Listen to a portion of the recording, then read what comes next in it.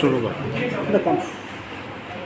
আজকে রাজ্যের বিভিন্ন প্রান্ত থেকে একদল দামাল যুবক যারা ভারতীয় জনতা পার্টির নেতৃত্বের প্রতি ভরসা জানিয়ে মোদিজির নেতৃত্বের প্রতি ভালোবাসা জানিয়ে ভারতীয় জনতা পার্টির পতাকা তলে সামিল হয়েছে।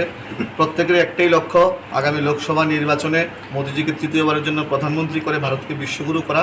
প্রত্যেকটা দামাল যুবককে ভারতীয় জনতা পার্টির পক্ষ থেকে আমাদের রাজ্য নেতৃত্ব, আমাদের প্রদেশ সাধারণ সম্পাদক অমিত রশিদ মহোদয়ের হাত ধরে আমরা ভারতীয় জনতা পার্টিতে স্বাগতও জানাই এবং আগামী দিনে আমরা প্রত্যেকে মিলে প্রত্যেকটা এই রাজ্যের যুব সম্প্রদায় আমরা ভারতীয় জনতা পার্টির জন্য প্রত্যেকটা বুথ স্তরে গিয়ে আমাদের সংগঠনকে মজবুত করার জন্য কাজ করি।